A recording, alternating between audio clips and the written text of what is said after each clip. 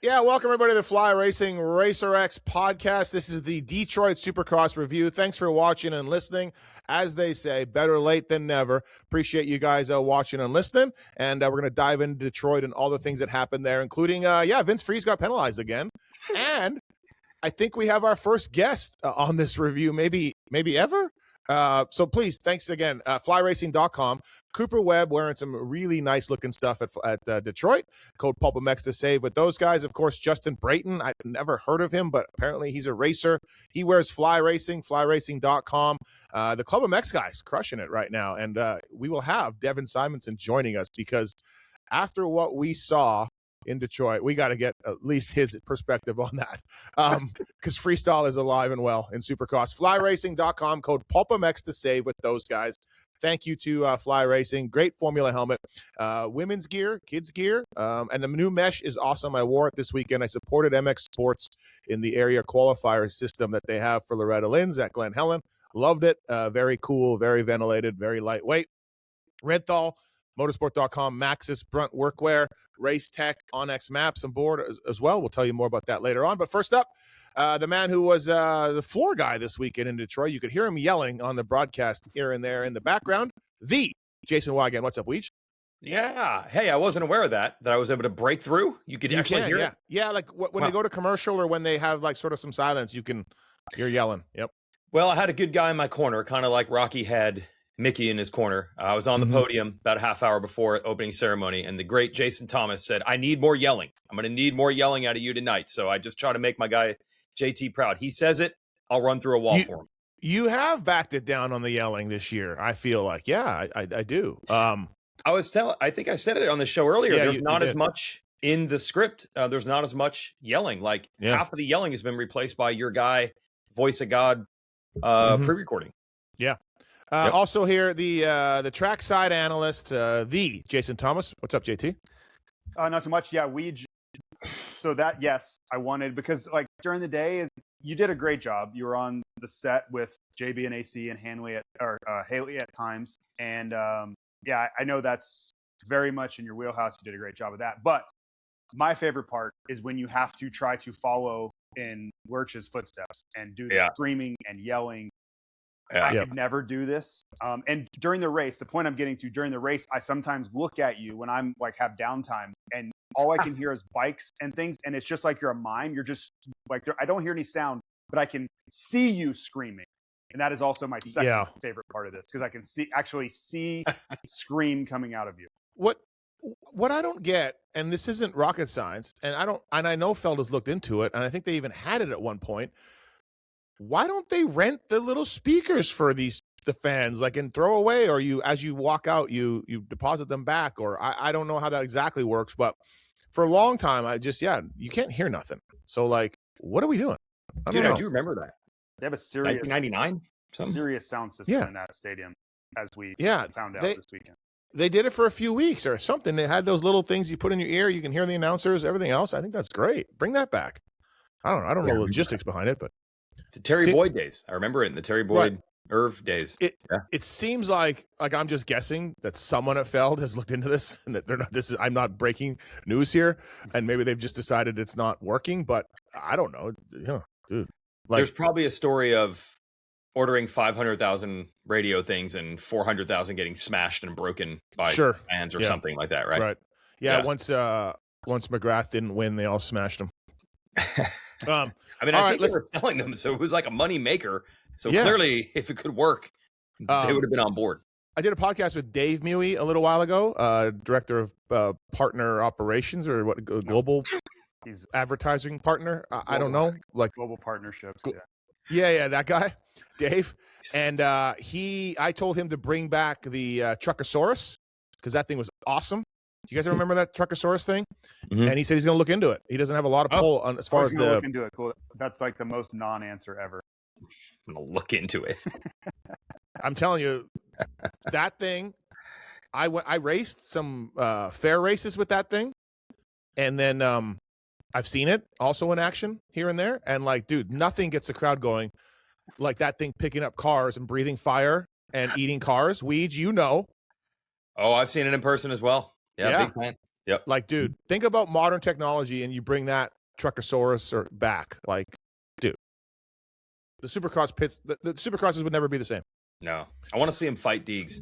I want to see Truckosaurus take it to Deeg. That'd be great too. Yeah, like you could stage it like a Universal Studios ride where Deegs rides around Truckosaurus and he defeats him. You know? Yeah. Oh, no, Deegs would take him down for sure. Yeah. No, that'd be great. All right, Detroit. We'll get into it. Lots to talk about, and then Devin Simonson because I didn't have room on the Pulp Show because we just had him on. But dude, that was unbelievable. What happened? So we're going to talk to Simonson about that. He had a lot of composure to just like rip the next turn and then keep going. Hey, trivia. We one other time had a guest. I know in the very first year we did this, it was still with Ping. Ping was so pumped on Trey Kennard's scrubbing and was just becoming such a Trey Kennard super fan. He demanded. So we actually had Trey on. And I think we thought that this would be like something we were going to do consistently. And I don't know if we ever did it again. Okay. Well, the second ever. Imagine not wanting to do a podcast on Sunday night being it was tough, I think, to get riders. Yeah, yes. Imagine that. Yeah. Okay. Well, Simonson has to do it. He's a Pulpmx athlete. By the way, congrats to another Pulpmx amateur athlete, Vincent Way, on his win at the area qualifier yesterday. So, way to go, Vince. All right, Ken Roczen wins again. I was watching this race. I didn't go, and I was watching this race, and the second lap when Kenny got it, we're like, yeah, he's gone, and it was a really. Let me ask you guys this: it was a simple track, but yet not simple because a lot of over jumps, a lot of like mistakes. The whoops were big. JT, I'll start with Weege. I'll start with you because I start with you. You're the founder of this. Did you hear the founder of this podcast? Founder, you're a founder. Did you think that the track? Am I right? The track gave these guys more trouble than it looked. I've said it probably 700 times on this show through the years. Everyone looks at the track map or press day or the blueprints or whatever, and is like, oh, the track's too easy and everyone can do anything and there's nothing to separate. And then by the end of the night, you asked every 450 rider and they're like, dear God, the track was so rutted, rough, shoot up, slick, whatever term, depending on the dirt it's going to be. And they're like, oh my God, it was so tricky. I don't think I've ever in the last 5 years heard a 450 rider say it was too easy by the end of the main, maybe earlier. So there's a big difference between drawings, blueprints, track walk, and the actual main. JT, you can talk about the whoops, which you and I both walked at the end of the night. They were horrific, not because of the build, because of the way the track broke down. So yes, it was tough. Yeah, it's really tricky. Weege, you did your Weege show Friday and kind of talked about, hey, it's, like speaking of me now, I talk about how slippery this track is, even though it looks like it's not going to be, but there were still ruts that were developing too. So it's kind of like the worst of both worlds. It had ruts in sections, but then also really deceivingly slippery, which Hunter Lawrence mentioned a lot. It broke down a lot. Just saw mistakes kind of everywhere you look. And then the whoops were brutal. If you wanted to jump them, they were no problem. The problem is that it wasn't necessarily fast enough all the time to simply jump them. If you're Justin Cooper and that's your forte and you are amazingly proficient at it, it was passably good. Not as good as the other guys, but okay. But to try to blitz them at speed every lap, like even Roczen, the last 5 laps, we didn't even show him on TV because he wasn't really the story, even though he won.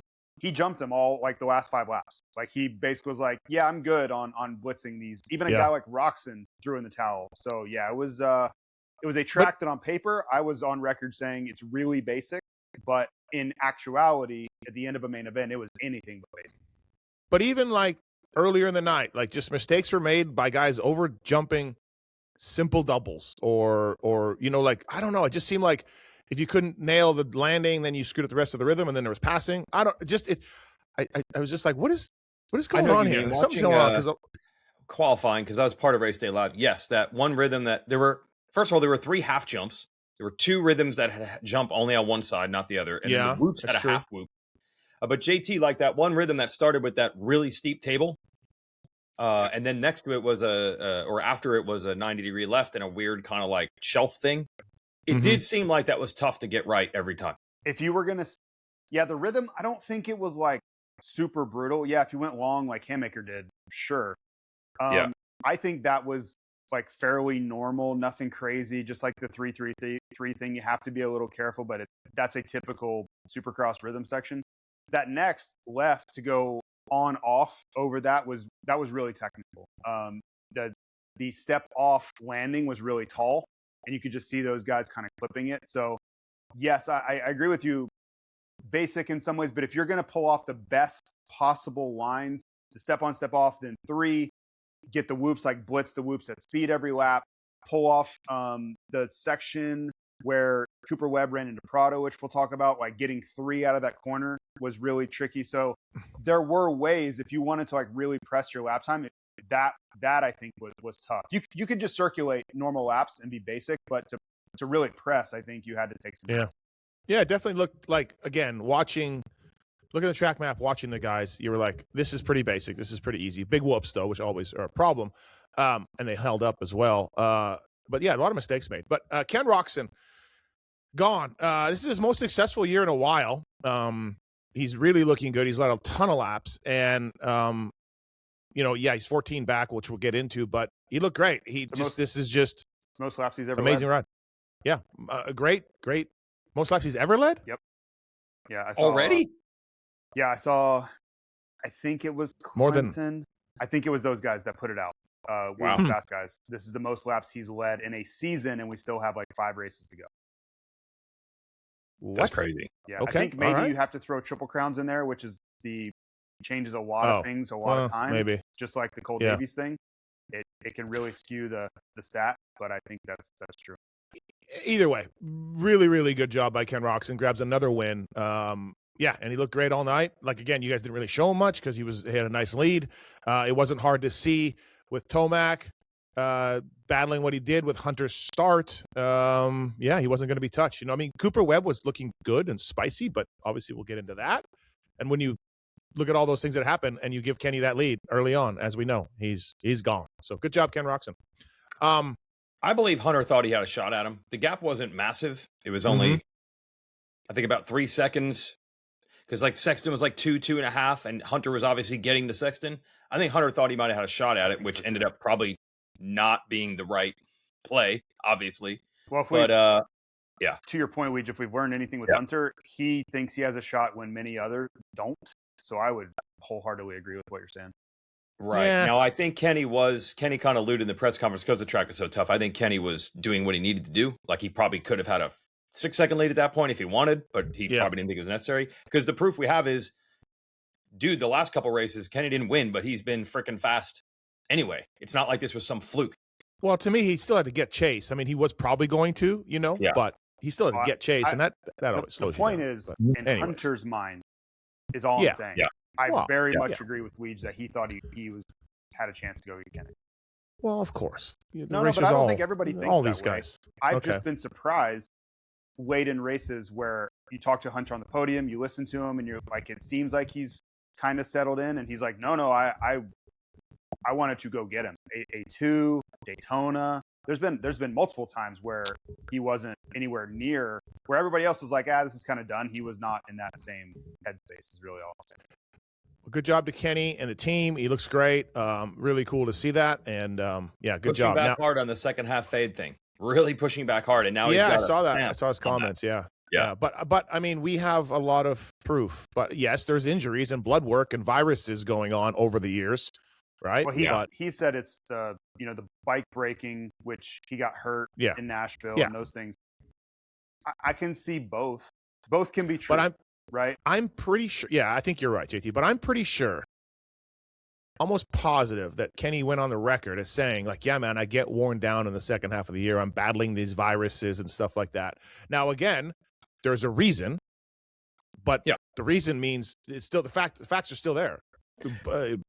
With all these reasons. So good for Kenny. That's awesome. But I'm pretty sure for a few years he was, battling some stuff from his arm injuries and the treatments for that. And then, yes, there's crashes. So if you were, like JT said, both things can be true. If you were strictly looking at data and took all the nuance out of it, you'd be like, sorry. Like, I understand you feel that way, but that's not what any of these numbers say at all. And I think he'd be like, yeah, but you have to parse through it because there were things out of my control that caused that. So it's, choose your fighter. Yeah. How do you want to approach the argument? But I understand his sentiment on it. Remember that one hot take podcast guy said that Kenny is incapable of winning this title if something will go wrong physically? No. Not very much. Don't remember that guy? No, don't remember this. No. Don't remember No. Was that the guy from Texas? Oh, the ditch digger? Yeah. I don't know. It's a very familiar voice that said this many times. Listen, I'm pretty sure he agreed with me. But anyways, okay, so when you look at this series and you look at this championship, you're like, Hunter Lawrence is going to be so tough to beat because he doesn't beat himself. He starts great, runs up front, qualifies great, all of that stuff. And this is why you just never know about this sport. Big crash for Hunter Lawrence. I hope he's all right. I don't know if you guys heard anything more after the race, because I'm surprised. I don't think there was any problem. Yeah, when he went down, I'm like, there it is. Like, he's hurt. Like, he's not getting up. I really, like, for a split second was like, and then good for him. He got up, and then obviously had the front brake issue and all of that, and he loses the points lead. I think when you look at that crash and you look at, he's thankful to be 4 back, which we'll get into, but that could have been a whole lot worse than 4 back. But that's why you grab the lead. Yeah. So it could be worse. Wow. But I would only add that he's lucky to just not be hurt. That was a big one. Like, he hit the ground really hard, and I would go so far as to say if this was 3 or 4 years ago, I think he would have been hurt.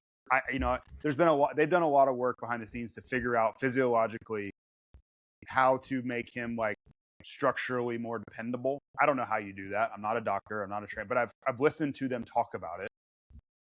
You can see it though, because I feel very confident if that was 2021, he's hurt. Like, and he doesn't have the Tech Air on either. Yeah. Which I don't have a way to prove it. It's just what I believe. That's all. Yeah. Wow, it's a big one. Yeah, it's that's what I'd said. I think we were at the point now where the only hope that Tomac or I guess Roczen also had to get back in this, you're going to have to hope for some racing luck. And this is exactly what it is, whether a bike breaks or a first turn crash or this type of thing. You're always in it. At least 9 points isn't a big lead if that kind of thing happens. And as you know, I always endorse, you read the YouTube comments because you'll always find your way. That is your North Star.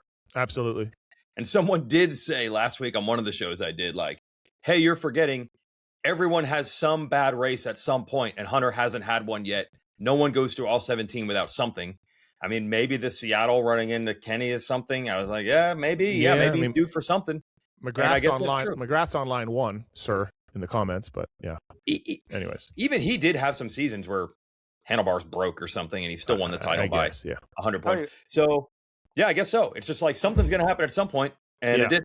Tell you what, though, if Eli, and I know we're going to him, so I'll just do it now. If Eli doesn't figure out whatever this is, it ain't going to matter. The 4 or 5 points or whatever this is. Yeah. If he rides like this, it's irrelevant. Like, and I should not be the end all be all say of whether Eli's going to win this title or not, but I can just tell you that the rides he's had the last 2 weeks, 4 points or whatever the number is that's enough. Yeah, I agree. I think if you showed Honda, our friend Lars, if you showed him, Hunter, this is what's going to happen to you, and you're only going to be 4 down after this, you would take it because man, it was nasty. Yep, and it's so uncharacteristic of Hunter. He doesn't beat himself, as we've said over and over. But again, this is Supercross, and shit happens, and he was going for it. So, yeah, pretty big one for him. And then, of course, after that, then he crashes again with the front brake, and then he crashes again with Christian Craig, like kind of. So three little tip overs on the night. The first tip over was the front brake. Yeah, but still, just whatever, just crashing. I mean, that's not his fault. That's not his fault, though. I know, but I'm just saying, 3 crashes. As the mechanic, is the brake line being like misconstrued there because of the lever being bent down? Like, do you know? No, it's pushing into the throttle. It's pushing into the throttle housing and pushing it on because it's so. This is where they run their levers a little weird, right? Because they run them all the way in. Clutch and brake. Yeah. And I think when you look at the case of this crash, that could be where it might have bit them a little bit because there isn't a lot of gap there. That gives them more leverage on the lever, right? That's why they it gives them more leverage on the lever, right? But it also gives them puts that lever really close to So if it the jams throttle in, housing. So then you're in yeah, other. Yeah. Okay. yeah. I But- thought Davies said it was because they didn't Well, have money to initially, buy yes. lever when they were Yeah. kids, right? Yeah. So they just got Yeah. as far in and on the bar. Oh yeah. So The bar said it went right into the dirt, and then there was so much dirt and the rubber. What is the term for that? The- Boot gasket. Yep, boot. Sure, boot. That was so jammed in there. Yep. That he had to get to the mechanics area to get enough dirt out to make Yeah, it. I mean, honestly, unlock. he got, what did he get? 18th. Yeah. So Yeah. like, it could have been a DNF, and he could have lost even 3 points. He You went know to what I mean? 20th So at one point, and then he got back to Yeah. 18th. Yeah, just it was a shocker, man. Like if you had said, "Hey, he tipped over in a turn and got 4th," I'd be like, "Okay, that's cool." 100 still, but this was like this is just it was a big one. He got up from it. He had a bike problem, all of that, and to get to be 4 down is really good for those guys. I go with you, JT. I agree, man. The Tomac performance is what changes the whole thing. Because if Tomac was riding like he was at the beginning of the year, being 4 down with, what are there, 6 races to go? Something like that? Yep. That's 6. Okay, that is a real problem. Like a real problem. But Tomac having his own issues, 4 points doesn't seem like that big an obstacle. Now, against Anaheim 1 Tomac, you might be in big trouble. Yep. Now allow me just a small race tech rant. It's about you people, you announcers. Okay. Kenny wins. Diffie's like, who's the biggest benefactor from this crash? And Kenny and RC goes, Kenny. And Diff goes, not Eli. No, it's Kenny. Yeah, Ricky. Kenny's still 15 down. I think the guy who took the points lead, I don't know. who's not I can understand 100%, Ricky's is sentiment really the because- winner. I mean, Kenny is a winner, But yes, but Kenny went from out of it. dude, he's to still not out of it. 14. Okay, He went he's not from out. He's no 14 chance at down. a championship. He's to- got to jump 2 guys.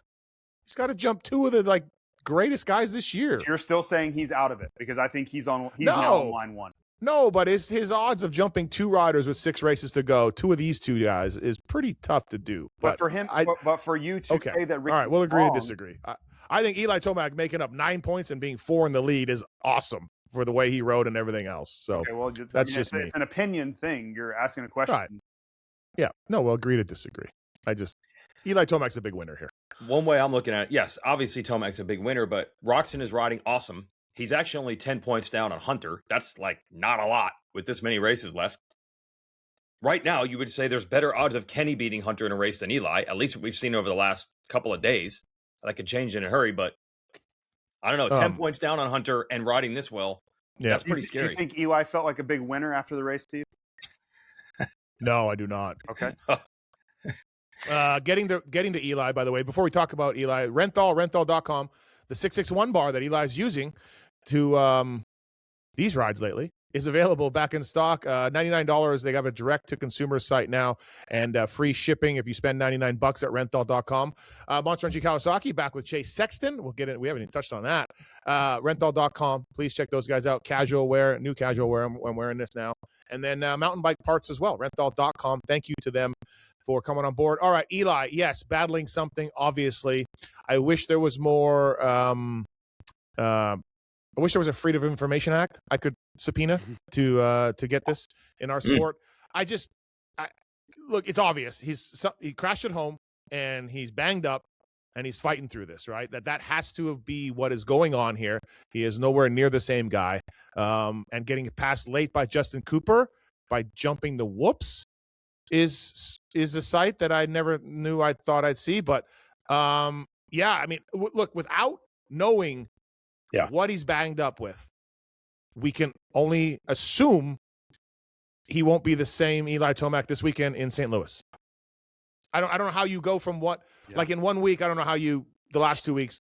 I just wish we knew more, but there's obviously something going on. I agree. Yeah, It's not Jade Dungy's fault. I was thinking it was Jade's fault. Oh, okay. I was ready to come in on Jade hard. I don't think it's Jade's fault. Yeah, when you say he must have crashed at home, you're not reporting this as you've heard this. This is just what the collectively we've all been around this 30-some years. If he crashed in public view, we'd know.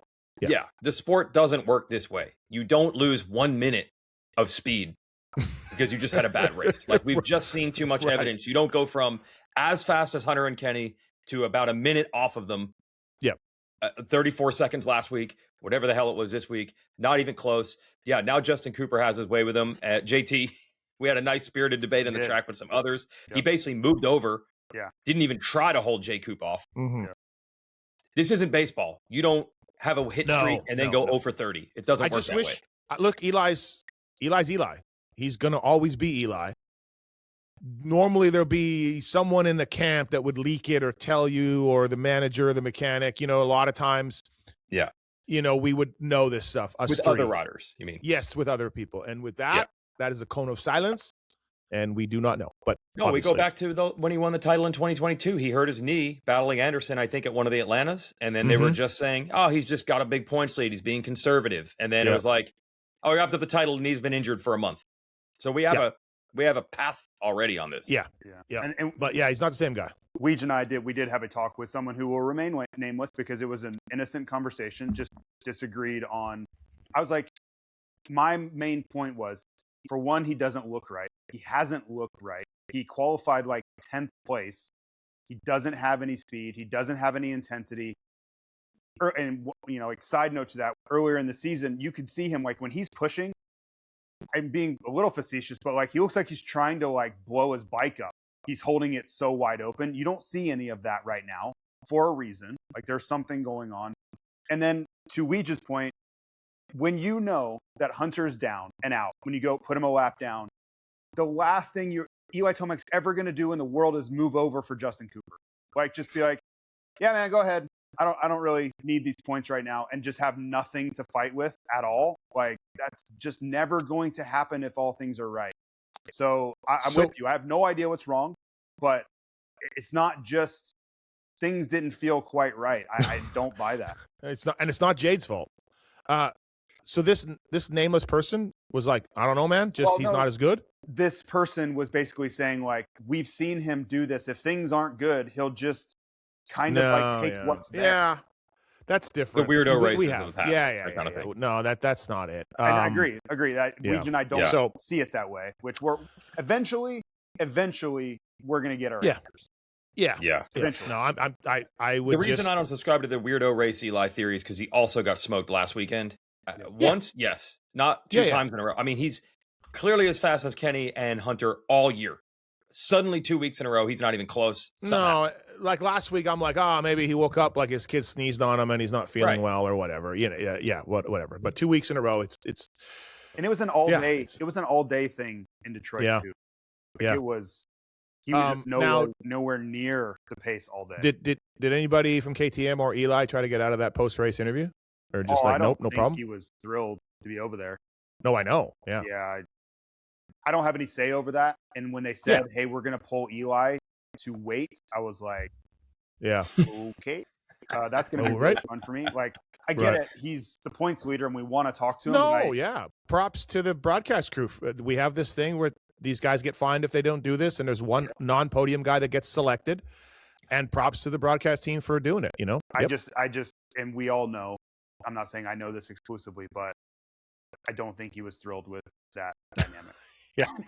No, I would have thought if you had said, hey, he said, find me and wrote off. I'm like, okay, I get that too, you know. But I will say I'm not a doctor here, and this is absolutely ridiculous. And I'm down to this point, but I'm so curious that I studied Eli so much. I happen to be over at the Ducati truck, and you know how those pits are at Detroit. Every truck is 2 feet apart.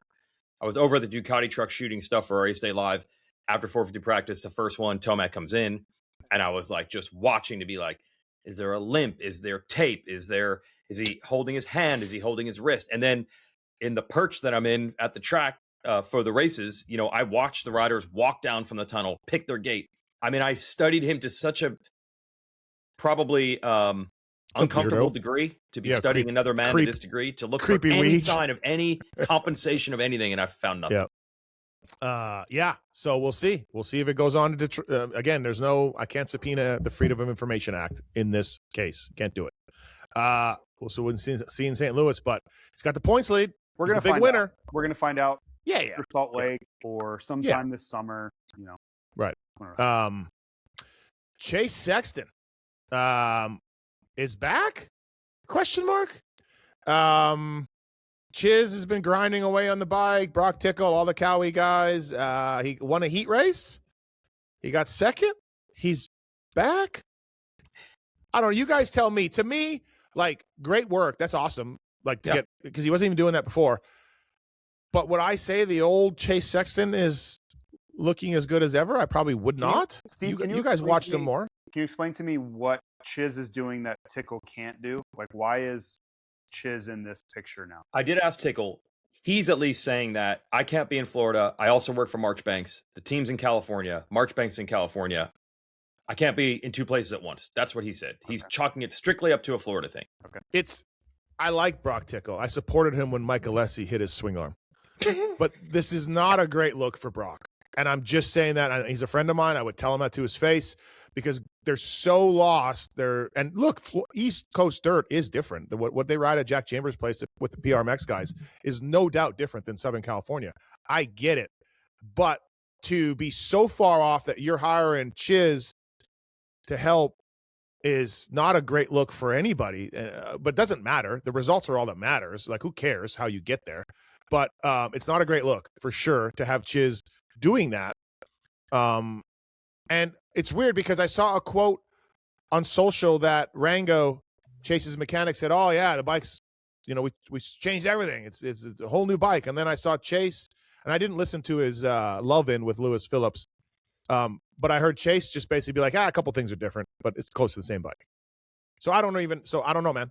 Yeah, but dude, I've given up on having the riders give you the technical stuff, like to the point where Chase told me on Friday at press day, as he did with many people in interviews, that it's a stock motor now. So then I went to Dan Fahey on Saturday and said, "Hey, Chase keeps using this term stock. Is that the word we should be using?" And he's like, "No, I would not use that term."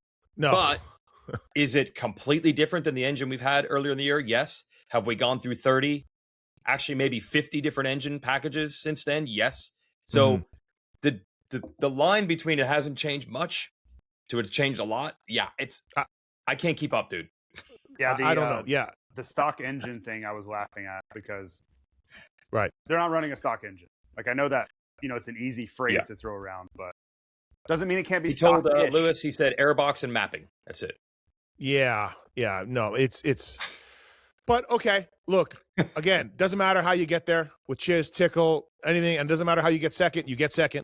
And you it's a victory, right? I thought he was good, but he said he got tired. He said the second. Yeah, he did say that. He said the last 10 minutes he was suffering. Right. Yeah.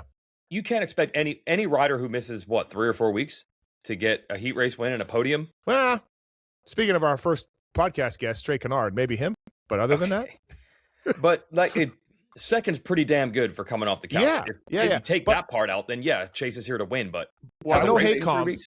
But no hate comms. Okay. Go ahead. Sorry. Okay, no hate comms. I only saw what you idiots chose to show me on the TV broadcast, so I'm not there with my eagle eyes. But he doesn't look great. Well, hold on. Okay. I'm saying he looks great because he was healthy. He went away from racing after a big crash, after getting like 6th and 7th week in and week out. He doesn't ride for several weeks. He comes in after missing 3 rounds and gets second. Like, how are we not like, this is way better? Because he was healthy before and not even close. He couldn't even see the lead. Yeah. Like Seattle, Glendale time. Yeah, good point. There's no reason to really think this deep about this. This is way better. That's what I said. That's what I said. Like, hey, second is second, and who cares about Chiz, Tickle, all the confusions? Right. You got better. Second. But also, you got way better. He qualified second, I think. He wins a heat, and he finishes second. Like, take it for what it is, man. Right. And first race in 3 weeks, 4 weeks, whatever. Is this peak Chase? No, it's not. It's not peak Chase, but it's a hell of a lot better than what it was 2 months ago. Yeah. I just, as a former factory mechanic, I don't know how we got here on this bike stuff. Like, I've been texting with Chiz, and so I've been kind of asking him stuff. And by the way, Chiz is going to get in trouble from the Cali guys. He just is so out there with the Twitter and Instagram about the testing. I love Chiz, but he's going to get in trouble. Yeah, that was wild. So for folks that aren't following that, like literally after qualifying and the heat, Chiz is giving like live, we did it. This is the work that we put in. And I'm like, Yeah. It's anyways, I don't know how we got here, and I'm not sure it's better. But we got second. So let's move it on. Yeah. I want to throw one other thought into this. So yeah, I did listen to the long 35-minute love letter between just 69ing each other. Just how bad was it? It was a bit much. I mean, I hate when Steven, I know you agree with me. As a member of the media, you should never pick a rider that you really give a lot of extra credit and love. I never believed in that. I hate that. Yep.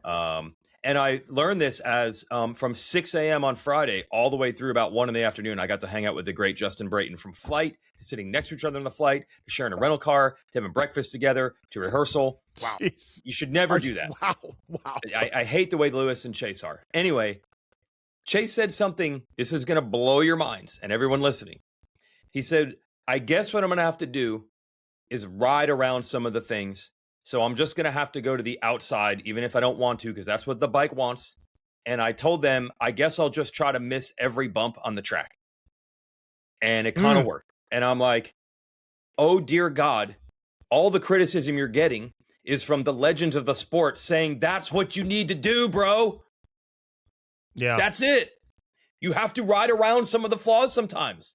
Yeah. And now he's saying it like I just learned this today. And I'm like, This is the disconnect of why you feel like people take shots at you, because they're saying it's not going to be perfect. Sometimes you have to do that. Well, I would push back a little bit and say it's going to be hard to win, like to beat guys like Jet or Eli when he's on, if you're doing that. Like if I do believe that to be true. If you're kind of like, well, I can't take the fast line because the bike won't work there. I got to take this worse line because that's what the bike wants to do. I don't think you're going to beat the best guys when they're on. I don't think the nuance there might be I got to miss every bump on the track, or I got to like there's I agree with Ricky, by the way. Ricky's always said, like, hey, get your bike to 90%, and you know it's never going to be perfect. all of that. Yeah, but I'm saying 100% like way off, and he's like, I can't even go really where I want to go. I'm sure it's not as drastic as that statement sounds, but yeah. Right. Yeah. It's all within margins and nuance here. Yeah. I just feel like the main point that guys like RC and RV have been making, for example, amongst many, Chase is like honey and nectar, people cannot resist talking about this, is even when it's not right, you got to get a podium, man. You cannot get 7th when you're that good, no matter friggin' what you're riding. And I'm like, oh, that just happened. Yeah. Well, listen, second, as we said. So good job. Yeah. It's nice having him back too. Like he's a star of the sport, and it's interesting and all of that. Fly Racing, code Pulpmx to save with those guys, and then of course Maxxis.com. Vince Friese using his Maxxis tires out there to take out Shane McElrath and get penalized 10 points. Did you guys see that on Shane's social? It was a faraway clip, but it was out there. Those guys have been going at it though. Like, to be fair, they've been taking some shots at each other. Even Shane got into him pretty good in the heat race. So like we know at this point what Vince is, and trust me, I'm on the front end of that in every way. What Vince is and who he is and what he does. But in the same breath, I will say that Shane has also poked the bear several times. Yeah, it's. You want to get nuts? You don't get nuts with Vince Friese. No. Nobody. No. Yeah, don't do that. Like, but Maxxis tires. Yeah, if you know someone's an alcoholic, you don't like hand them a beer and say you want to have a good time. Like you just it's not how it goes. Maxxis tires though, giving him the grip out there to cut that corner sharply like that. Maxxis.com, mountain bike tires available as well, UTV tires, light truck tires, all of that. Thank you to Maxxis.com for coming on board. Renthal, of course, motorsport.com, Fly Racing. All right, we got a motor a little bit. Simonson's waiting for us here in a little bit. So, all right, Malcolm Stewart third. Good job. He gets the Pulpmx show bump. We had him on last Monday, and like he said, he's getting better. He's able to ride better. He said he's going to get a podium before the end of the year, and he did it like the next week. Malcolm was really good. Now, how good was he in the whoops? I didn't look at the segment times yet. Was that a big thing for him? Did you guys notice that? Was that one of the reasons why? Yeah, he was okay, but it good. wasn't. Well, yes, he was much better there than Justin Cooper was, which was a big reason about why he got the third. Yeah. So typical Malcolm in the whoops. Yeah. You know? Yeah, but okay, so was he like, oh my God, Mookie Fever? Okay, no, not. Yeah. But he was just solid, very efficient there. Right.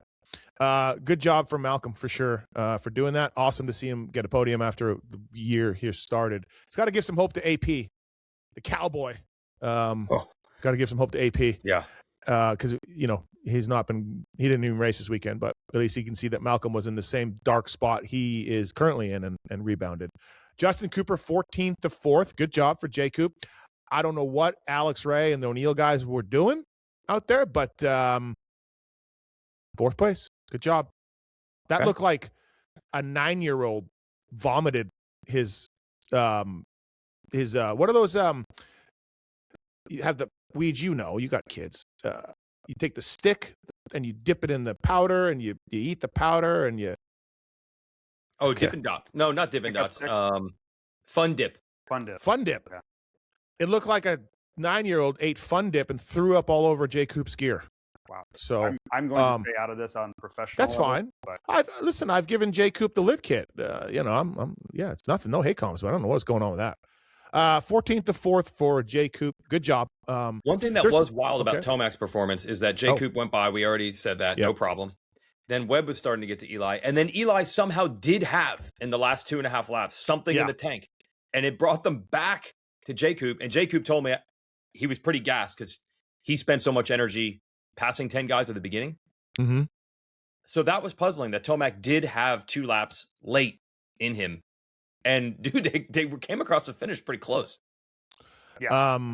Eli fought pretty hard there at the end. It wasn't. Yeah. You just don't know what it's going to mean. Are those the 2-point swing that Cooper could have gotten him? That could be a huge difference in Salt Lake. We don't know. But if it is, we'll have to look back and remember that because you could tell he was fighting really hard to not let Webb get him. Yeah. Speaking of Webb on Prado, oh boy. Dude. Hey, what race was it? What race was it where Webb was talking about, like, I waited too long. I can't wait on Prado. It probably cost me a chance to win tonight. It was like Seattle, somewhere. No, it was drier than Seattle, but yes. But I think he felt that way also at Kenny at Arlington. Yeah. But we also know there's Prado heat building. Yeah. To me, that move, you could just draw a straight line back to those comments where he's like, I'm feeling it. I got to go. I think I can win tonight. I got to get him right now. There can be no waiting. He obviously got it wrong, but you could. It would have been interesting. That sentiment in that move. It would have been interesting if he had gotten him and gotten away because Coop looked good. It just I don't blame either guy for that, but that's again going back to the AMA. Like that to me is again, if you look at Evan Ferry, if you just want to look at Evan Ferry's and all the things that he got, three punishments. Yeah, Coop never really hit him though. Like if you watch how it went, like Coop makes Prado. And then, like, Jorge kind of falls down on him. And I know Coop forced that, right? But in the world of, like, teeing someone up, it wasn't that. It was not that. And I'm not trying – I know everybody's going to say, you're biased. I'm trying to be objective. Was it the wrong move? Of course. They both went down. But, like, it wasn't where he went in there and drove his front tire into his frame. That's not what this move was. So 6 for Cooper Webb, 7 for Dylan Ferrandis. He was back. Any like – he's got this thumb thing, right? That's going on. Is he? You guys talk to anybody about that or anything? Like, or remember he had the magic part for Daytona and he looked really great, and then he hit the exhaust. It's the exhaust. Oh, it is? Yeah, KTM's Akrapovic. They came out with that giant thing on the header pipe. Yeah, the header, last year. Yep. They got one of them to try in the off season. It was way better, and then Dylan wanted to race it. They're like, we can't do it until we have replacements, multiple. It's tested. The hand-built one is not going to work. So he's been waiting and waiting and waiting to finally get. Now they have 4 of them or not. Okay. That was the part. Well, 7th is good for Dylan first race back because I think he was getting around. Like he was getting 9ths and stuff. Now, obviously, we lost some guys. I'm trying to think who he was chasing in qualifying practice, but it was one of the good guys, and he was like right there with him. Who was it? Anyway, I just saw him walk into the right onto the rear wheel. And like he really never dropped off. And I was like, he's riding really good because that was a heater that person put in, and he really didn't lose any time. Justin Hill was spicy all day. 8th place for Jay Hill. That's really good. He was fast in qualifying, I think, as well for a bit, right? Wasn't he 3rd for a bit, 4th for a bit in one session? Savacci's back, 9th for Joey. So I guess when you look at like Dylan and Joey missing time, coming back, almost kind of the same-ish. Good job for Dylan. Good job for Joey. 9th is good, but And I feel like Dylan's healed up, but Joey, that was pure riding through pain. I think agree with that was pretty good to me. Garrett 10th. That's his. I was in a heated argument at the Kiefer household with an Aiden Kiefer about Marchbanks, and he likes Garrett, and so do I. But he trains with Garrett, and he's Aiden, obviously amateur kid, and he's just like, Garrett's been fine, man. And I'm like, no, it hasn't. It hasn't been good. Garrett's been good. Garrett's been good. And I'm like, no, it hasn't. And then I'm arguing with this 19-year-old. Chris is loving this, and I just said, hey, Aiden, ask Garrett if it's been a good year. I think he would say no. That's only his third top 10 of the year in 11 races. Like, and he missed the main. Like, nothing against Garrett, but it just hasn't been a good year for a second factory guy. It pains me to be on your side, but I'm fully on your side. Yeah. Jordan Smith 11th. Christian Craig 12th. We saw him go down. Prado ended up 13th. All right, let me. Jordan's heat race was, unfortunately overshadowed by Simonson, but it was something to watch for sure.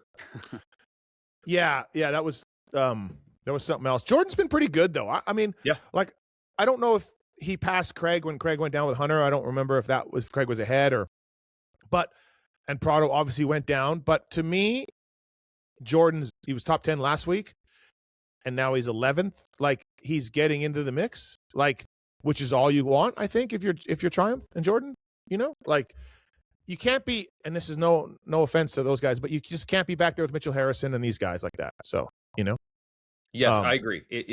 He's starting to race around the guys he should be racing with. Yeah, and I think that's all I That's what I mean. As a factory rider. By the way, JT, Mitchell Harrison and you, calls you out on social media? I haven't talked to him. I mean, we talked on social media, but. Oh, yeah? Okay. Yeah. And in a way, by the way, you're both right. Oh, yeah. My only thing was it's not personal. Yeah. That's why I kept telling him.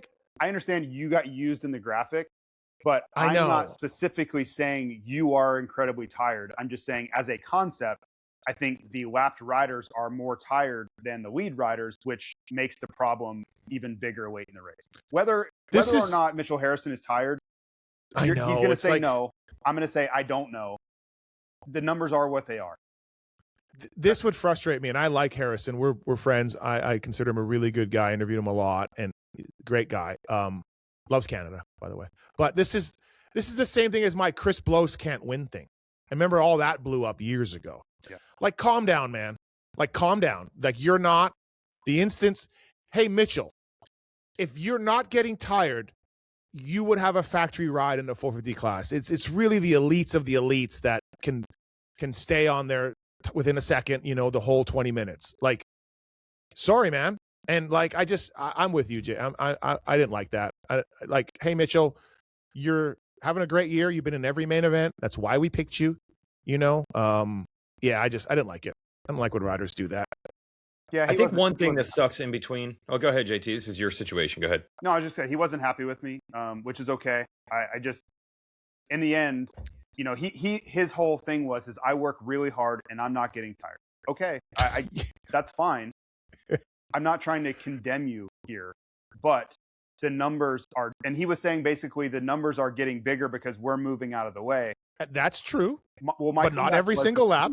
But these lap times are on an average, right? So you're not moving every lap. And I went through every lap, and it's not like we're doing 54s, and then all of a sudden you did a 102 because you moved out of the way a bunch, which skews the average. Like, it was 54, 55, right. 55, 54, 56, 55, where the other guys are still 49s, 50s, 50s, 50s. So, yeah, and there was a big debate in our group text about that, the privateers, and I said I had your back, JT, a little bit. I was like, well, it's not like it's every single lap that we can look at a lot of laps, Mitchell Harrison, where you can't quite keep the pace, and then so it got into that. In the end, my intention was never to call him out in a way where he's doing something wrong or getting tired or not working hard, which I think he took it that way. Yep. Like, everybody's saying I'm getting tired. That was not my goal. at all. Right. It wasn't the goal. I also think we were trying to explain the difference in this sport versus other forms of racing where fatigue is a factor. And I will give Mitchell Harrison credit for this. There are definitely dudes that make mains that we know only train for LCQs and heats. They're not outdoor grinder 30-minute moto guys. They never have been. They never will be. Out of the guys who are making mains in 15 to 20 second place, he probably is fitter than some of those guys. So if you're him, you probably carry that with pride. Like, bro, I'll do 30+2 outdoors. These guys won't even do that. I'm not one of those guys. So it's unfortunate that he kind of was used as a model for an entire group. But He's I think he was fitter because than he's some made of every them. main. He's made every main. He's done a good job. He's in every main. Right. So, he almost gets, because he's done well, it puts the spotlight on him. Right. Yeah. Exactly. All right. That's the wrap on 450s. Anything else, boys? 450 wise? Morans, Tristan Lane, good job. Bogle, got to get in the LCQ, did some tricks for us. Yeah. All that. All right. For the second time ever in Weege, how many years have we been doing this review pod? 16. 16 years. For the second time ever, we're bringing in our guest on the Fly Racing Racer X Detroit Supercross preview. And it's the man that, like, I went to Glen Helen and it's what everybody was talking about. And then we replayed it on the race over and over as well. From Pulpmx, it's Devin Simonson. What's up, Devin? How are you, buddy? Yeah, I'm good. What's up, guys? How's it going? Good. Thanks for joining us. Appreciate it. Dude, first of all, how was your phone after that when you got back to the truck? Yeah, there's tons of messages, like pretty much first off, I crashed again in the whoops by myself. So then there was people that thought I went out because of the first incident, but I didn't. I went out because of the second incident. Yeah, so then there was people like, "Are you okay?" Or like, "What's going on?" You know. But yeah, either way, it was gnarly. Did you think you were gonna die? Dude, like, no, honestly, no. Like, Okay. it was like honestly, and it happened so fast that I didn't even have time to think. Like, it was just pure reaction off of that. But there was never a time where I was like, I think I'm gonna crash. Like, yeah, the whole I don't know. Honestly, it's the craziest thing because, and you have such little time to react or even you're not thinking. Like, that's pure your instincts taking over, you know. And yeah, I thought I had it, I guess. Nobody else thought you had it. But well, the thing to me is like, now if I would have stayed committed to hitting the triple, I think we both would have ended up in a different scenario right there. Like that is where I think it could have ended very badly. So I'm glad that I did, you know, have the instincts to kind of check up and not go for the triple, because I think if I would have, we both maybe would have been laying on the ground. So, yeah. It's unbelievable that you landed on the side of the jump after. There's an angle, by the way. Did you see a photo? I think Cycle News posted a photo of you. Like, yeah, just your X Games. I also saw there's a video that I had seen somewhere that like on the landing side of the triple, so like facing the triple instead of like behind it or the side of it. Yeah, I mean, there's all kinds of angles of it. You landed it there, then you didn't hit anybody in the other lane that was coming that way, and then you just. What was your heart rate? Did you look at it, the heart rate for that? Dude, my max heart rate was like 188. Oh, So, wow. like, no different. Oh, yeah. Different than any other time. Mine watching. And my whole thought, okay. Yeah. Yeah. So when I land off on the side or whatever, you know, obviously I know there's guys coming at my Yes. sideways, whatever, coming at me. So my first instincts are just pin it and try to get across this lane as fast as I can. That way I don't get T-boned or landed on whatever.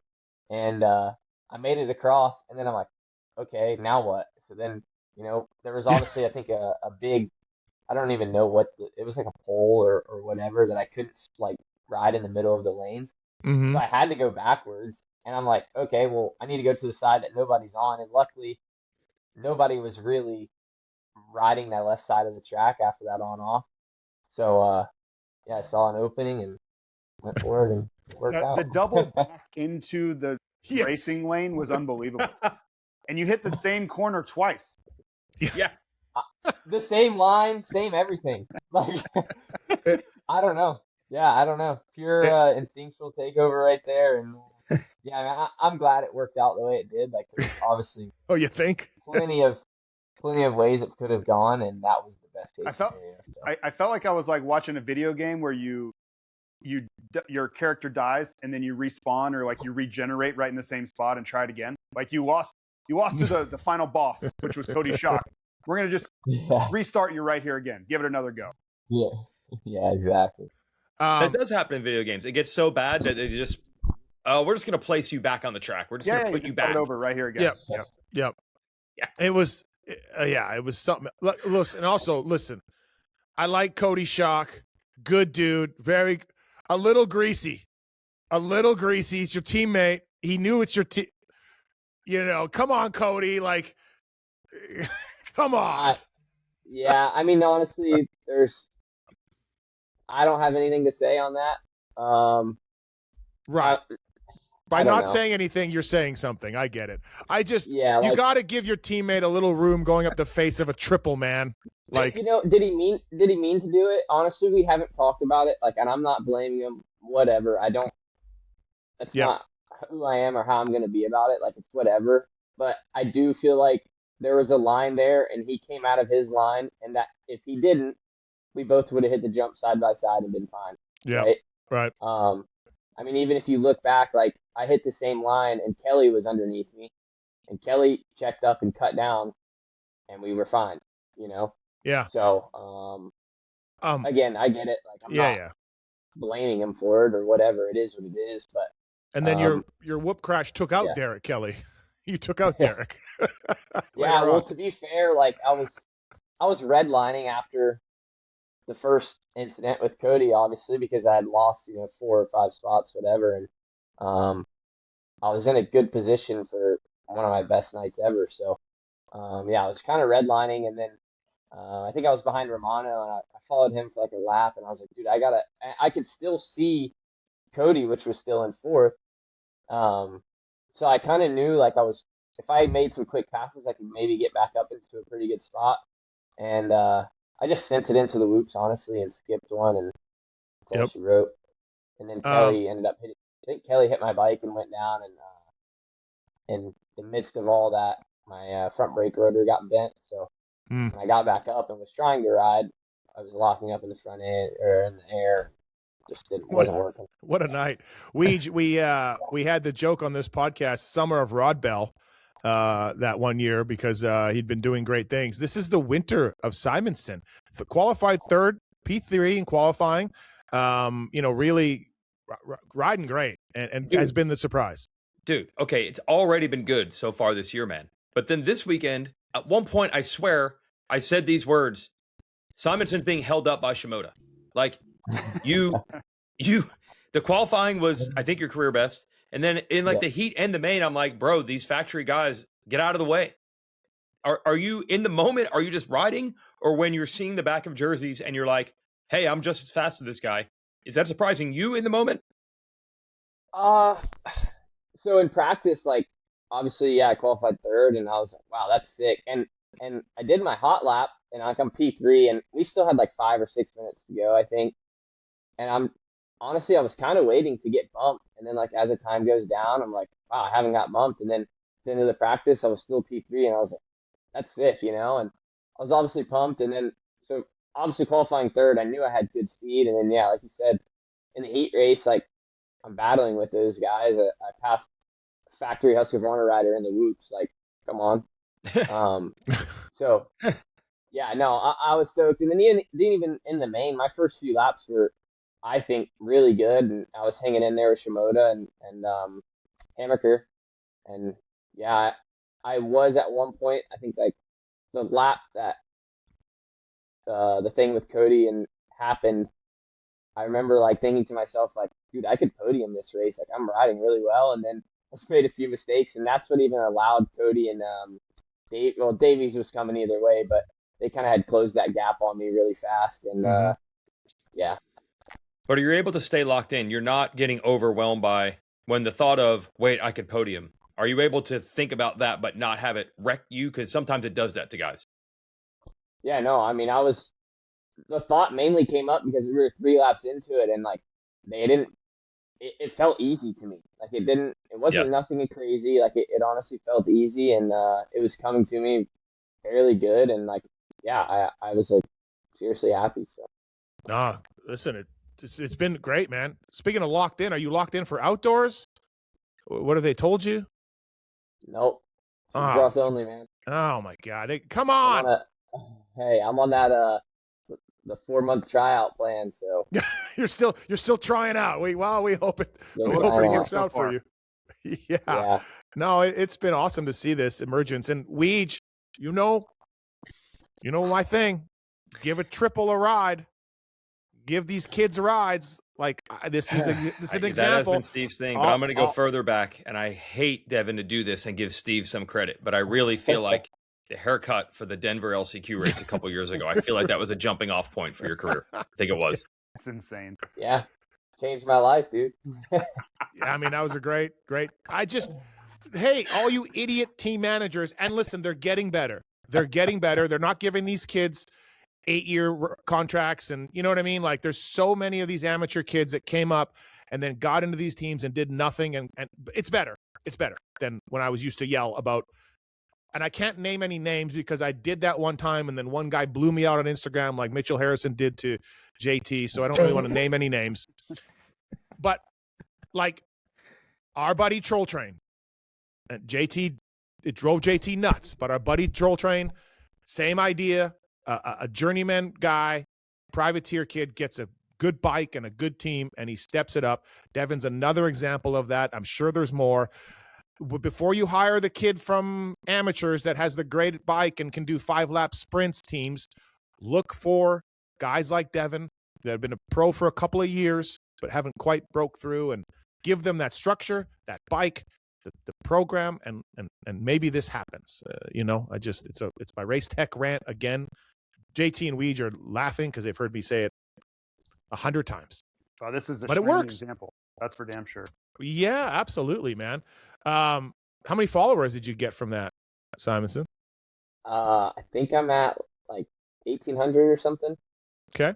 All right. That's what these kids care about now, guys. Weege and JT. Dude. So true. I've told multiple people I think I've gained more followers for what happened than if I would have ended the top 5 in the night. You know? Obviously, yeah, I want that result, and it would look good on paper, but yeah, tons of publicity from it. So that's it was unbelievable. I just like so. JT, were you watching the monitor from the floor? Yeah, yeah. I watched the monitor. I watched the replay. I had no idea what to say.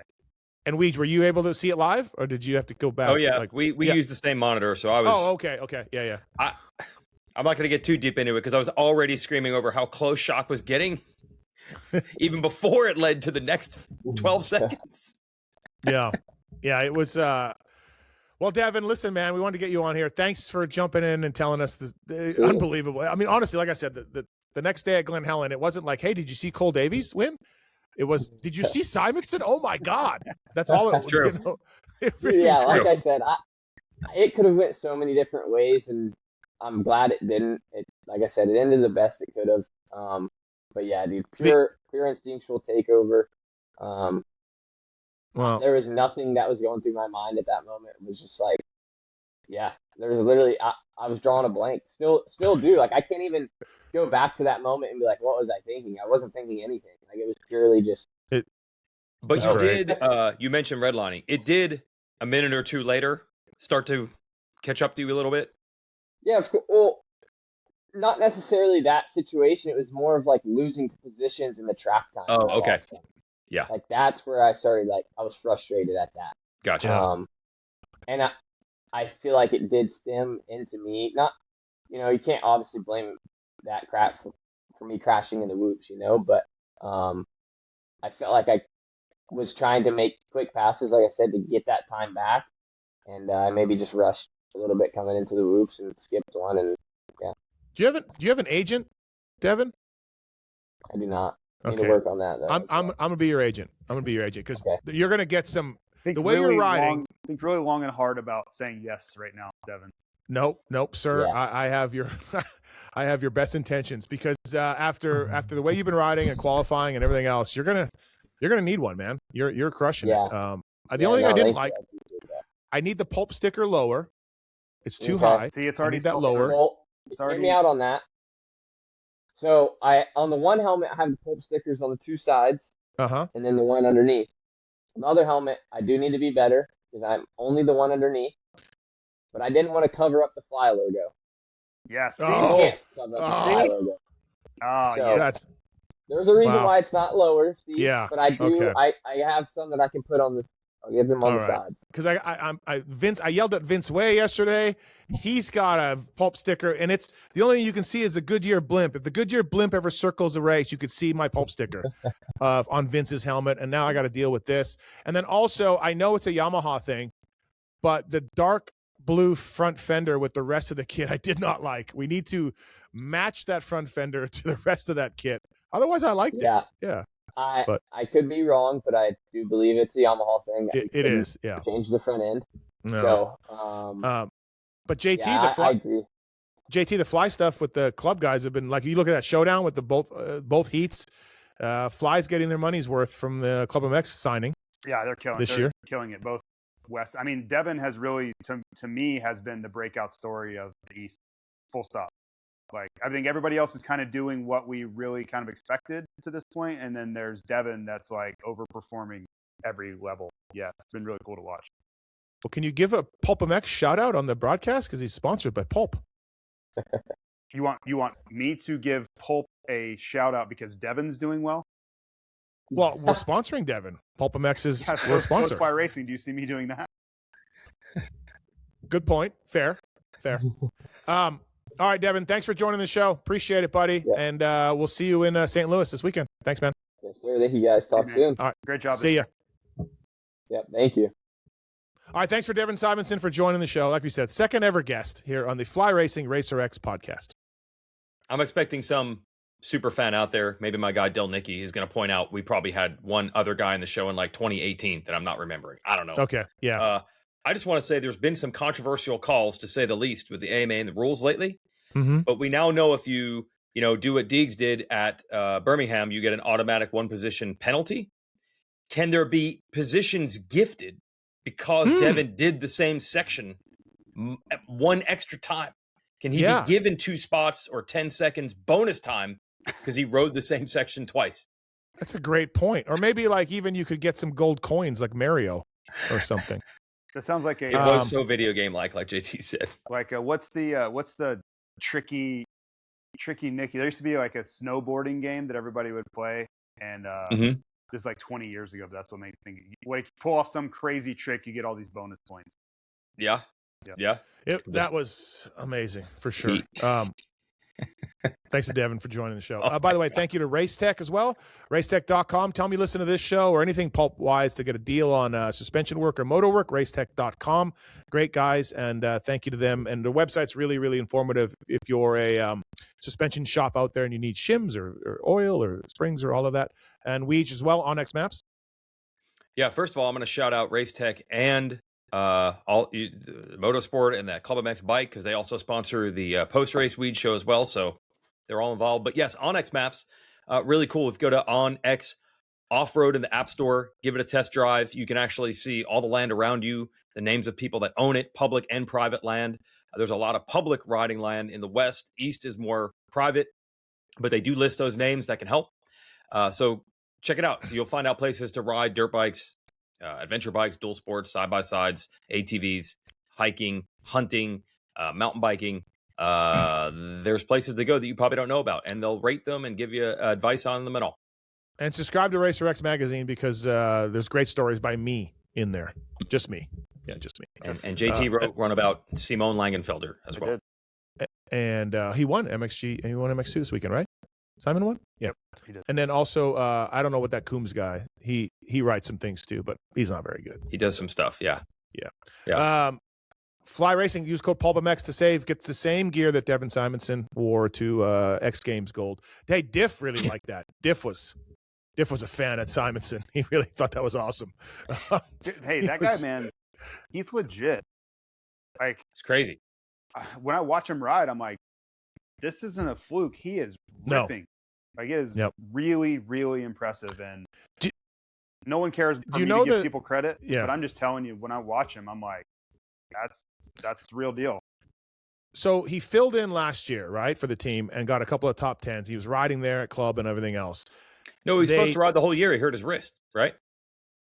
They gave him this one season tryout Supercross shot, but then he got hurt, right? And then he showed up. That's it. I'm sorry. Yes. So he showed up, got a few top 10s, and then they wouldn't give him a ride for this year. But they said, hey, just stick around the facility and keep grinding, and we'll see if we have an opening for you.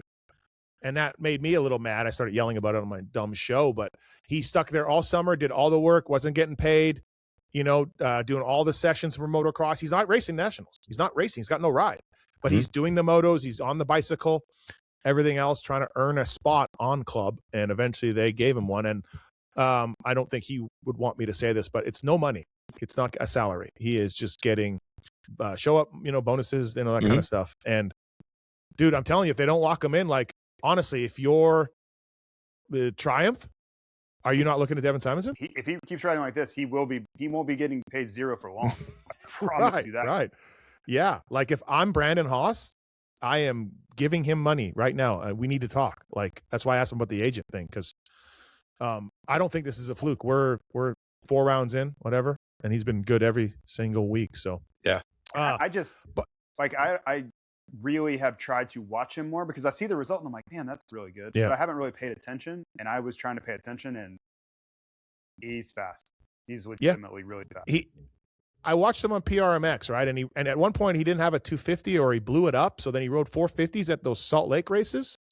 I think it was those Salt Lake 7. He's in a 450 class, and he made some mains, and he was sketchy, but you could see he was skillful. He was very talented, but he was a little loose, So I kind of started watching him then, and then of course it went in from there. It's a really cool story. Good kid and really nice kid. Like, thank you. He's very very nice. Okay.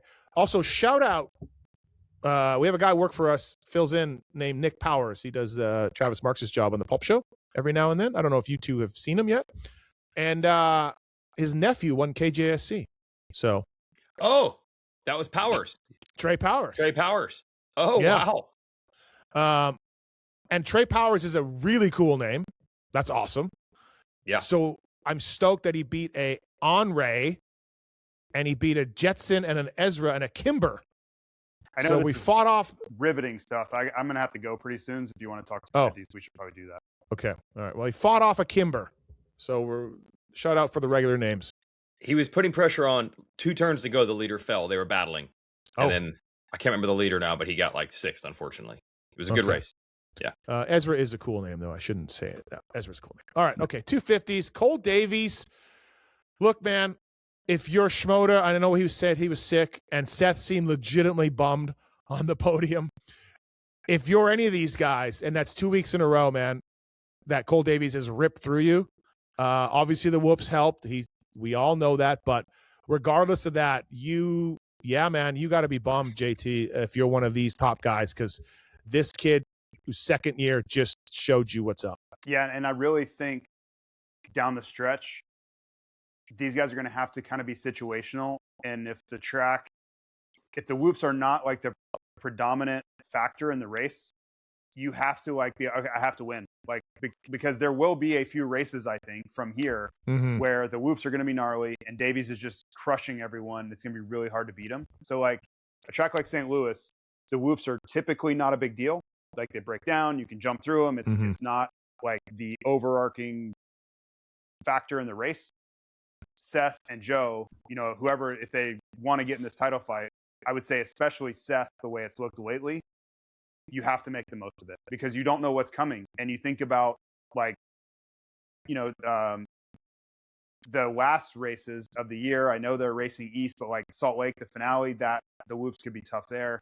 You don't want to leave it to chance. And it's just seeming like it's one of those situations where if the whoops are really difficult, Cole's probably going to win. And if they're not, maybe there's a chance. But to your point, the first point you made, that was insane ride by Cole. Like that was a statement ride, every aspect of the word.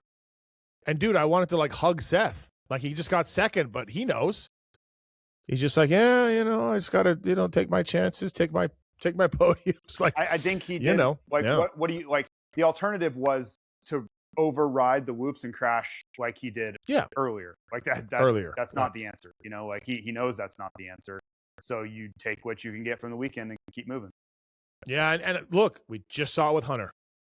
Shit can go sideways. So, you know, if you're Seth, you hang in there. Nobody asks if that happens and Seth wins the title. No one's going to be like, oh yeah, man, but Davies was so much better. Like nobody cares. Like you won the title, Seth. You know, so you legitimately just got to hang in there. But right now, Weege, Davies he's better than these guys. He's just better. This was a completely different to me than the other ones that he won. Like I really feel that. I mean, Pierce Brown's out now, but I feel that Hamaker and Shimoda, it's been close. Even though Davies swept the Triple Crown and did beat them, but he was just across the finish line in front of them. They were battling with 2 turns to go last week. I think they felt like, hey, he's better than us on the whoops, but we're good in other spots. A little change here and there. This guy is still beatable. I don't think it was, there might not be anything I can do until now, because 10th to 1st and a massive lead. I mean, I talked to Seth quite a bit over the weekend, and he admitted, like, I'm never going to be as fast on the whoops, but if I can be a little bit closer, if I can cut that gap in half, I think they all had a plan of how to maybe beat this kid, and I don't know now. Now it's back to the drawing board. JT, I had a guy, I mentioned this on this show a few weeks ago. I had a top rider tell me Davies rides those things like he hasn't had a big one yet in them. Let's say he does have a big one in them, because everyone will at some point. Does that slow him down? I don't think so. Okay. For me to think that he's never had a big crash in the whoops, no, that's not true. Right. Like I understand it. He's riding like he hasn't had a big one is a fair statement to make, but I promise you he's had a big one in the whoops before. Like that is just a fact. Okay. I can't prove it, but that's just reality. I just think it's more, he's just one of the elites. He's like a Chad or a Stu, or there have just been certain guys that have come along in the sport that can hit the whoops.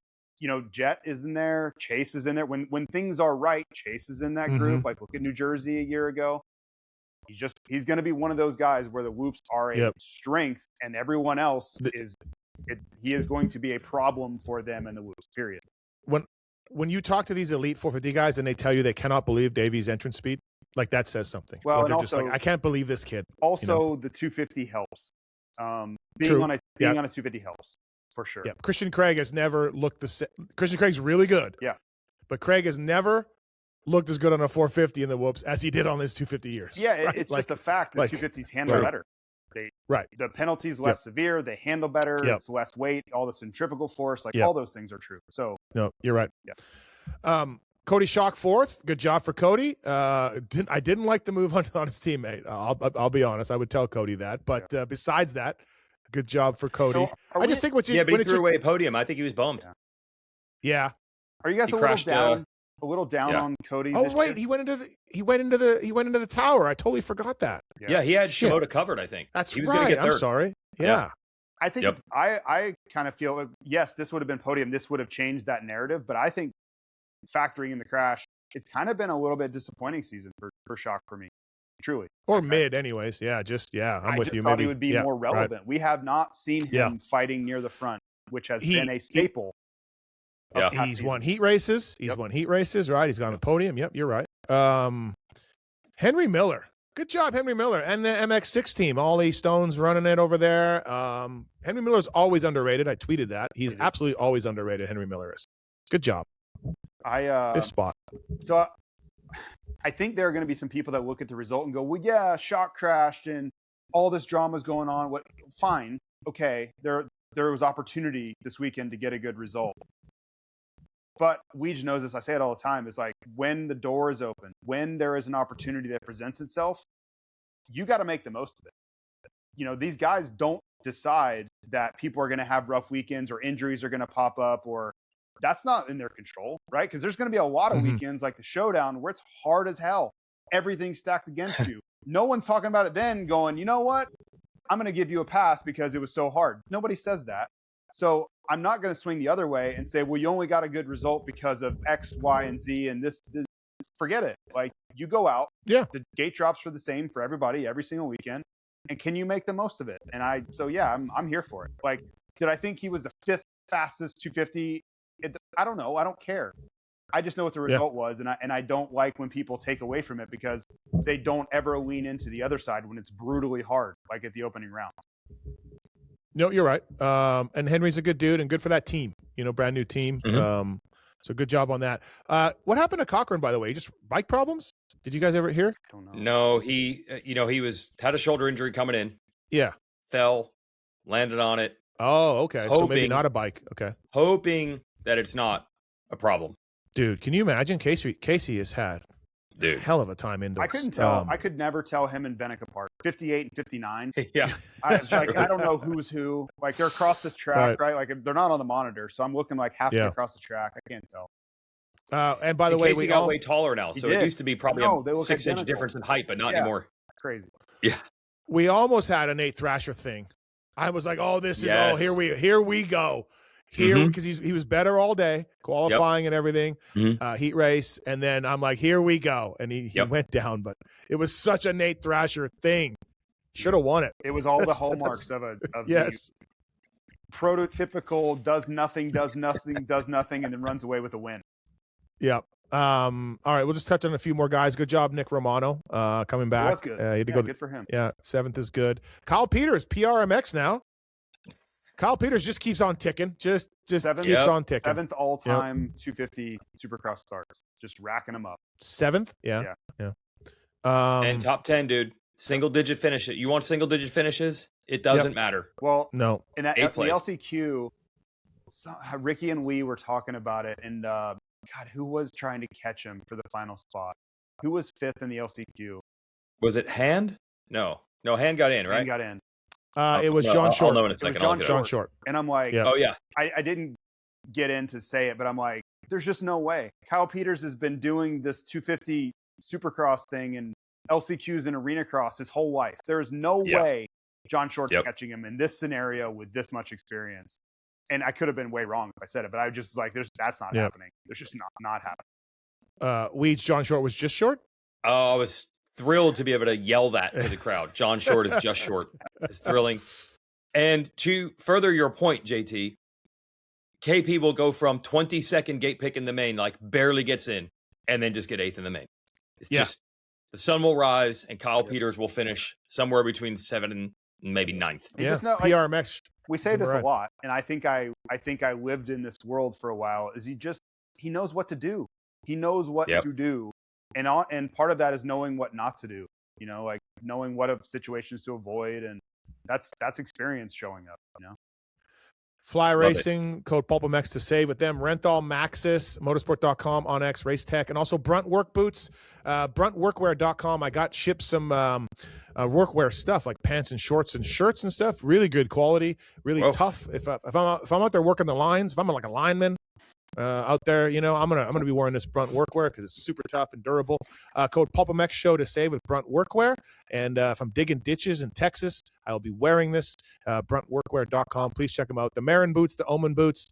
A lot of mechanics wearing this as well. Our guy Jelly, he's running Marin boots. And thanks to BruntWorkwear.com for coming on the show. Pulpmx, great stuff. Could you ever imagine Steve being in like a lineman? Like the way he's like not super thrilled with authority, not like he likes to complain a little bit, and we all love Steve, but like this is who you are. I just am picturing you being a lineman or a ditch digger.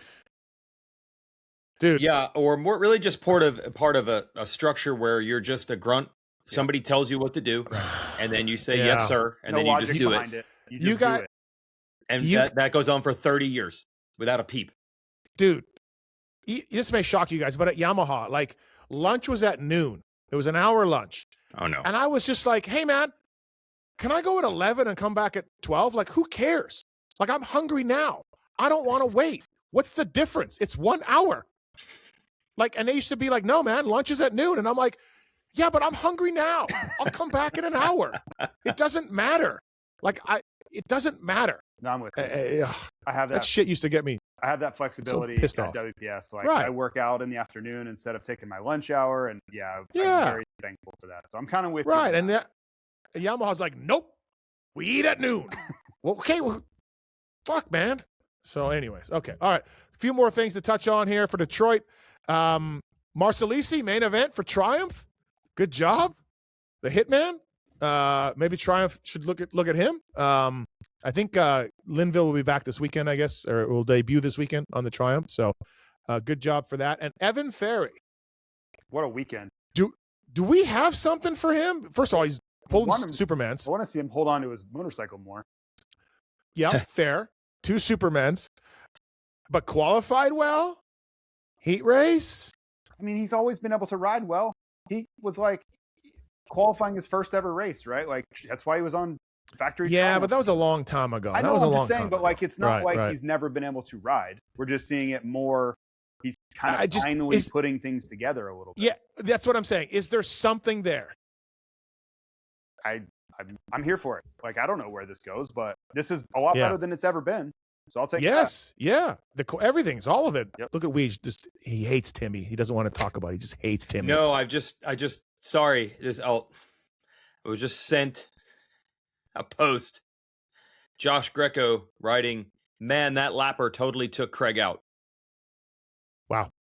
Okay. He's referring to Hunter Lawrence, everybody. Yeah. Sorry. Evan Ferry, though. There should be something there. I agree with JT. Like, this was a really good high-end amateur talent. Like, he was really good when he was in the B class. Yeah. So I do nice feel like there might be something here. It's nice to see some things rolling for him. The kid's had a lot of health problems, and I mean, he's got the burden of being a son of the greatest supercross motocross racer ever, and it probably weighed him down. It's just good to see. Like reverse nepotism. Yeah, exactly. He had serious health issues that he's got fixed. So I'm very curious to see. And he's really just getting started on like the rebuild physically. I've talked to him quite a bit about this. I'm hoping this is a start of something for real. And his dad is posting on social media, still angry about all those penalties a few weeks ago. Really? But he's out of the negative. Evan is out of the negative points. So good job to him. Got to start. Again, if you run the section of the track twice in a lap, you should get, if you're going to get points taken away, you should have bonus points added. He was eighth for a long time. He ended up getting 11th. I don't know what happened. Maybe he got a bit tired, but he was 8th forever. So, good job to Evan Ferry. There's something there. Like his dad. Great rider. I think so.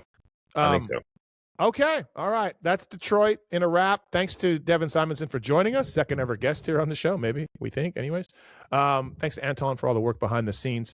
Anything else for Detroit? Like, what do we think Eli Tomac will be better this weekend, or do we think? I mean, without knowing, we're literally guessing. But I don't know what's wrong. So how the hell can I even? So if he just qualifies better in St. Louis, because he hasn't qualified well, it's literally been from the jump that he's not been as good. I just want to see the same visually Eli that I'm used to seeing, right? Because I haven't seen that in 2 weeks. Yep. He was fastest in the first session in Birmingham, I think. So that makes it even harder to figure out. He was?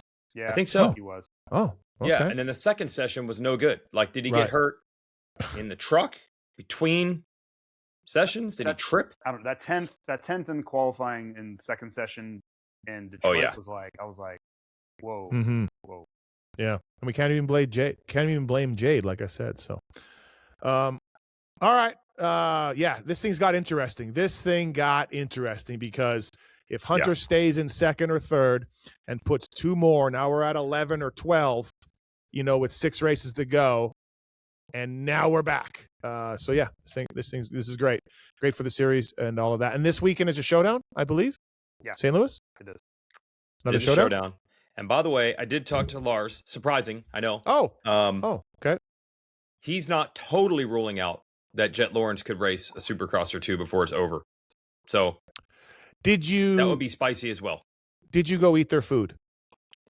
Oh, yeah. So Lars calls me at 5:00 and is like, hey, man, we got a whole bunch of food down here. Come down and have dinner. And I'm like, well, I just literally ate with JT and all my buddies from the TV crew. So I went down to the truck anyway. Got made fun of by Hunter Lawrence a lot, which is great. And then they're like, no, the big thing is we're going to have a beautiful sandwich. We have like a 30-foot sub sandwich for after the race. Where taking it to another. Steve, no team has ever had dinner after the race, as far as I know. Have you seen this? No. Yeah. I gotta So jump. like, off come here, on guys. down and have some of this Look at beautiful. JT's got to go. I don't have the sandwich time right now. I gotta go. Sorry, guys. Go, JT. Okay. I mean, this is a very critical story, very important. I can't believe JT is want to stick around for it. I'm into this. Yeah. So they show me the sandwich. It's under wraps, but they show me the sandwich. The sandwich is ready to go. Come back here in about 3 or 4 hours. And this beautiful sandwich, we are innovating and elevating post-race dinner. So then Hunter crashes, and I'm like, oh no, what do I do now? Yeah, like the mood's going to be terrible. Yeah. Joe thinks he sucked too. Right. Should I do it? And as you know, in Detroit, they don't have awnings out. All the trucks are jammed in. So everybody's inside. So you can't like see the mechanics working after the race and really get a vibe. So I'm circulating, I'm pacing, I'm walking, I'm doing laps. What do I do? And then I finally went in, and they were like, no, the sandwich still stands. And it was wow. That is something, man. Yeah. It's pure class from Lars, as always. Pure class, all class. Yeah. Yes. So, and the sandwich was great.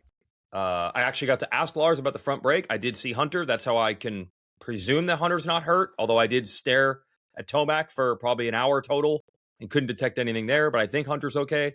But the sandwich was great. Keep it up, Honda. But just classy, man. Classy. To keep the sandwich up for grabs for the media. And he also said, if you want to invite your friend Lewis, tell him to come on down. I heard. He called me and said, hey, man, come down here. We got tons of food. And I'm like, yeah, Oh, you got the same call? Yeah.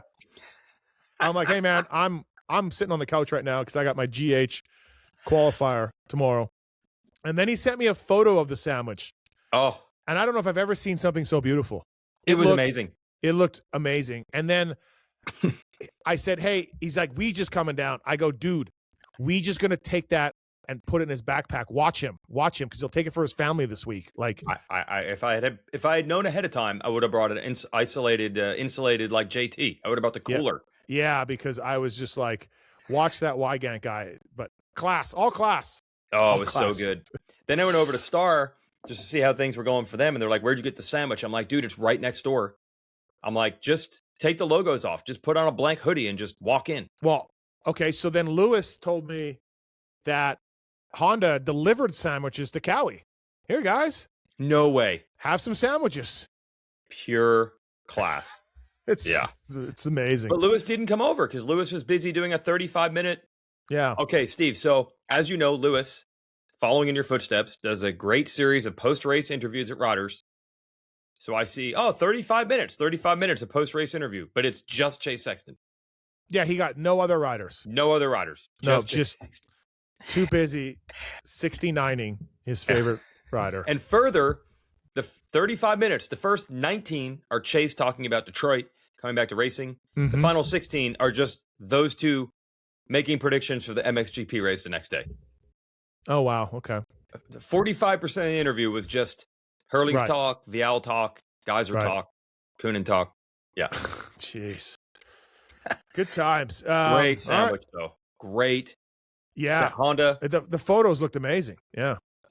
Yeah. And also, like, seriously, after these races, these guys never want to do that. And then after Team Honda's night, especially, like, yeah, good job. Oh, you know how it is when they have a bad night. You really don't want to stop by. No, you don't at all. Because you don't want to put them in the position. And here's why, just so people know. I always say, like, there's on the record and off the record, right? So when there's a actual media availability, press conference, whatever, they know whatever they say can and will be used against them. I feel like there is a time where a team and an athlete have to be able to discuss things in private and not be afraid that, this reporter guy might leak some of this out. Now, when they win the race, you pretty much can assume they're not going to say anything controversial. But when they have a terrible night, you don't want them to be like, I can't be myself right now because this reporter's walking around. So that's why this is a sensitive topic for us when they have bad races, and people probably don't understand that, but maybe they do. Yeah. Now.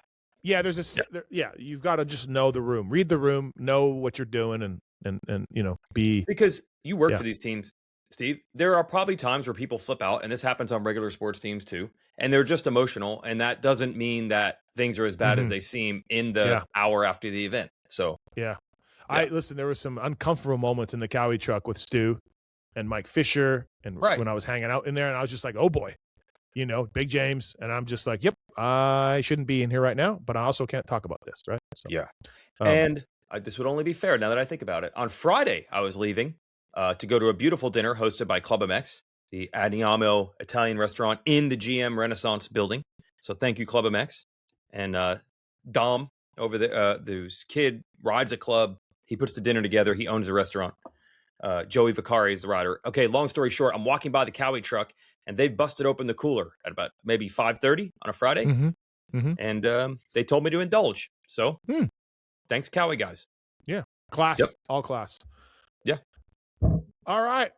Detroit, are you in for St. Louis? Are you I'm in? not in for St. Louis. I was not on the list. It's not on my schedule. And that is very disappointing because once again, Steve, there'll be a significant race in the career of Justin Brayton that I will once again not be a part of. Yeah. Sad. Because you mentioned Evan Ferry, there might be something there.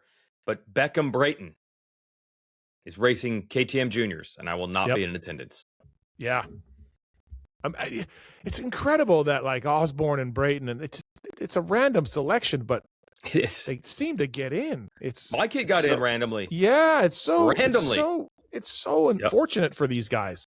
So, Chad's kid got in. You know. Yeah, just seems like a lot of pro riders' kids get randomly selected. So random. And you're a part-time producer. Yeah, randomly. Nephew got in. Got in. God, by the grace of God, got in. I will say this. I don't want to reveal too much, but I entered my kid a couple years ago. I did, the deadline was November 30th or something. I did all the paperwork. I didn't do anything special. And by about March, I was sweating it bad. Oh, yeah. And I'm like, maybe, because everyone swears it just works out. No strings are pulled. I might have taken that a little too seriously. Yeah. I didn't pull any strings. Typical you. That's so you. And then I started sweating it and telling some people, and it happened at the very last race of the year. So shouldn't have done it that way. Yeah, you're lucky for sure. All right. Well, cool. Showdown this weekend, St. Louis. Looking forward to it. Fly Racing, RacerX podcast. Use code Pulpmx to save with Fly Racing. Appreciate that. And thanks to Devin Simonson, as I said. Thanks to JT. He's long gone. And Weege, thank you, buddy. Appreciate it. And we'll see you next week. Here's my last hot take. Are you ready? Yep. It was looking very bad for Eli after qualifying and losing points, and Hunter's on fire. And I'm like, the only thing left is no one has ever been owed by the racing gods more than Eli Tomac, who tore his Achilles, 8 minutes away from wrapping up a Supercross title in his home race? Yep. And I was like, maybe that's the only thing left. He's just owed one by the racing gods. So maybe that actually happened. Yeah. Okay. Maybe it did. Maybe. Yeah, stay tuned. All right. Yep. Thanks, Weege.